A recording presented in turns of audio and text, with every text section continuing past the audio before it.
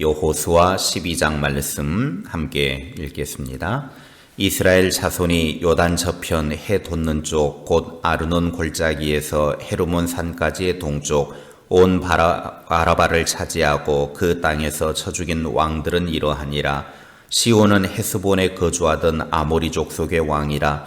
그가 다스리던 땅은 아르논 골짜기 가에 있는 아로엘에서부터 골짜기 가운데 성읍과 길르앗 절반 곧 암몬 자손의 경계 야복강까지이며 또 동방 아라바 긴네롯 바다까지이며 또 동방 아라바의 바다 곧 염회의 벳 여시못으로 통한 길까지와 남쪽으로 비스가 산 기슭까지이며 옥은 르바의 남은 족속으로서 아스다롯과 에드레이에 거주하던 바산의 왕이라. 그가 다스리던 땅은 헤르몬 산과 살르가와 온 바산과 및 구술 사람과 마가 사람의 경계까지의 길르앗 절반이니 헤스본 왕 시혼의 경계에 접한 곳이라. 여호와의 종 모세와 이스라엘 자손이 그들을 치고 여호와의 종 모세가 그 땅을 루벤 사람과 갓 사람과 므낫세 반 지파에게 기업으로 주었더라. 여호수아와 이스라엘 자손이 요단 이편 곧 서쪽 레바논 골짜기의 발갓에서부터 세일로 올라가는 곳 할락산까지 쳐서 멸한 그 땅의 왕들은 이러하니라.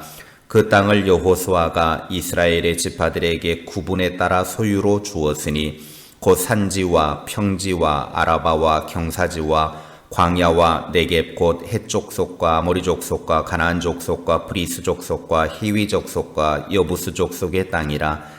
하나는 여리고 왕이요 하나는 베델 곁에 아이 왕이요 하나는 예루살렘 왕이요 하나는 헤브론 왕이요 하나는 야르뭇 왕이요 하나는 라기스 왕이요 하나는 에글론 왕이요 하나는 게셀 왕이요 하나는 드빌 왕이요 하나는 게델 왕이요 하나는 호르마 왕이요 하나는 아랏 왕이요 하나는 립나 왕이요 하나는 아둘람 왕이요 하나는 막게다 왕이요 하나는 베델 왕이요 하나는 답보아 왕이요 하나는 헤벨 왕이요 하나는 아벡 왕이요 하나는 라사론 왕이요 하나는 마돈 왕이요 하나는 하솔 왕이요 하나는 시므론 무론 왕이요 하나는 악삽 왕이요 하나는 다낙 왕이요 하나는 무기또 왕이요 하나는 게데스 왕이요 하나는 갈멜의 용르암 왕이요 하나는 돌의 높은 곳의 돌 왕이요 하나는 길갈의 고임 왕이요 하나는 디르사 왕이라. 모두 31 왕이었더라. 아멘. 여호수아는 가나안 정복 전쟁을 마무리합니다.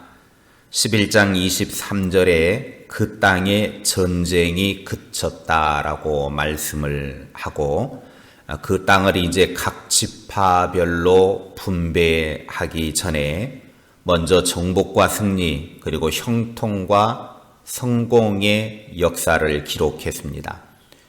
1절부터 6절에서 모세가 주도한 요단 동편에서의 정복 역사와 그리고 7절부터 24절은 여호수아가 주도한 요단 서편에서의 정복 역사로 나누어집니다. 이러한 가나안 전쟁의 역사를 통해서 그들이 새롭게 준비해야 될 일이 발생하게 되는데 그것은 분배라고 하는 것입니다. 이제 정복 전쟁 후에 분배로 인한 여러 가지 문제를 어떻게 극복해 나가는지를 유심히 살펴볼 필요가 있습니다. 첫째, 원칙대로 문제를 해결해 나갔습니다. 12장 7절 말씀입니다. 여호수아와 이스라엘 자손이 요단 이편 곧 서쪽 레바논 골짜기에 바알갓에서부터 세일로 올라가는 곳 할락산까지 쳐서 멸한 그 땅의 왕들은 이러하니라. 그 땅을 여호수아가 이스라엘의 지파들에게 구분에 따라 소유로 주었으니. 여호수아는 가나안 땅을 정복하고 그 땅을 이스라엘 지파의 구분을 따라서 기업으로 나누어 주었다 그렇게 말씀하고 있습니다. 각 지파에 따라서 이해가 엇갈릴 수 있는 상황이기 때문에 원망과 불평 혹은 혼란과 갈등이 생길 수 있었습니다. 그러나 이러한 모든 일이 원활하게 잘 진행이 됐습니다. 왜냐하면 여호수아는 원칙대로 일을 진행했기 때문에 모든 지파들이 수긍하고 따를 수밖에 없었습니다.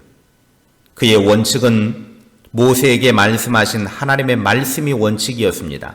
11장 23절에 이와 같이 여호수아가 여호와께서 모세에게 말씀하신 대로 그 온 땅을 점령하여 이스라엘 지파의 구분에 따라 기업으로 주매 그 땅에 전쟁이 그쳤더라 그랬습니다. 누가 뭐라고 해도 가나안 땅을 정복하고 분배하는 일을 원칙대로 수행을 했다라는 것입니다. 문제가 생길 때 항상 원칙대로 하면 됩니다. 원칙이 무너질 때 문제가 되는 것입니다. 둘째, 열정이 넘쳤습니다.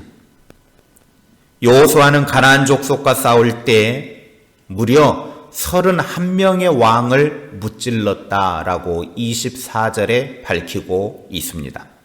한두 명도 아니고 싸우고 또 싸우고 계속 싸워 이겨야만 했습니다. 계속된 전쟁에 지칠 수도 있고 힘들 수도 있고 어려울 수도 있었을 것입니다. 그러나 변함없이 한결같이 싸워서 이길 수 있었던 것은 그에게 열정이 있었기 때문이었습니다. 살아도 주를 위하여 죽어도 주를 위하여 살고 죽겠다라고 하는 믿음의 열심이 있었습니다.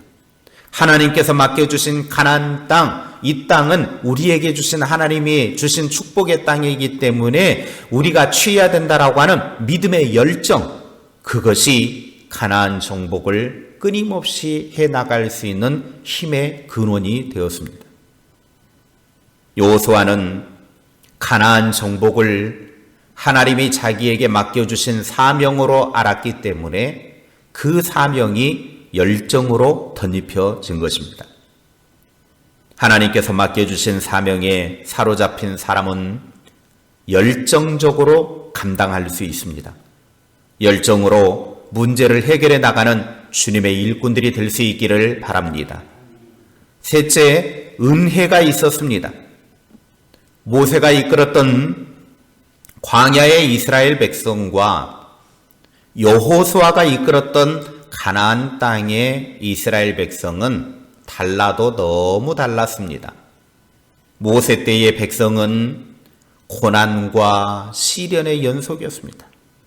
불평과 불만과 불신앙에 빠졌습니다. 그러나 반면에 여호수아 때의 백성들을 보면은 가나안 족속들과 싸워서 끊임없이 승리하고 당당하게 가나안 땅의 주인이 되었습니다. 승리와 정복과 형통의 연속이었다라는 것입니다. 그러면 무엇이 이렇게 완전히 다를 수 있었느냐? 그것은 지도력의 차이가 아니었습니다. 모세나 여호수아나 지도력이 차이가 있어서 그런 것이 아니라 하나님의 은혜 때문이었습니다. 하나님은 가나안 땅의 이스라엘 백성을 위해서 하나님께서 친히 이스라엘 백성들을 위해 싸워 주셨기 때문입니다. 여호수아 11장을 통해서 깨닫게 되는 것은 가나안 정복 전쟁을 통해서 이스라엘 백성들이 형통의 복을 누린 비결은 원칙과 열정과 하나님의 은혜로 가능했다라고 하는 사실을 잊지 말라는 것입니다. 그러므로 삶에 문제가 생길 때 원칙을 앞세우고 무엇보다도 하나님의 말씀의 기준에 따라서 원칙을 내세우고 하나님이 맡겨주신 사명을 열정적으로 감당하고 하나님의 은혜를 구하여 삶의 놀라운 역사와 은혜와 복이 가득한 아름다운 삶이 되어지기를 주님의 이름으로 축원합니다. 기도하겠습니다. 하나님 아버지, 오늘 하루도 하나님의 은혜로 시작할 수 있도록 은혜 베풀어 주시니 감사합니다. 이날도 복된 날, 행복이 가득한 날, 주의 기쁨이 넘쳐나는 날 되게 하옵소서. 하나님이 친히 우리와 함께 하심으로 날마다 험한 세상 속에서 승리하게 하시고 하나님이 주신 복과 은혜를 누리되 무엇보다도 삶에 문제가 생길 때에 하나님의 말씀의 원칙으로 문제를 해결해 나가게 하시고 우리 안에 주님이 주신 기쁨과 성령이 주신 열정으로 맡겨진 일들 잘 감당할 수 있도록 은혜 베풀어 주옵소서. 우리의 삶에 하나님이 주신 승리가 넘쳐날 수 있는 비결은 하나님의 은혜가 있어야 되겠습니다. 하나님, 우리들에게 은혜 부어 주시옵소서. 은혜를 주시옵소서. 은혜를 내려 주시옵소서. 위로부터 내리는 하나님의 그 은혜로 말미암아 날마다 넘쳐나는 축복과 승리의 삶이 될 수 있도록 함께하여 주시옵소서. 하나님이 우리와 함께하심으로 친히 삶의 문제와 싸워 승리하는 자가 되게 하시고 하나님이 이기게 하심으로 우리의 삶은 하나님의 축복 속에 승리만이 열려지는 복의 삶이 되게 하옵소서. 때로는 삶의 힘든 문제들로 인하여 버거워서 넘어진다 할지라도 주님의 손 붙잡고 함께 일어나 아버지 하나님이 주신 영광의 자리로 달려가는 믿음의 길이 될 수 있도록 인도하여 주시옵소서. 예수님의 이름으로 기도하옵나이다. 아멘.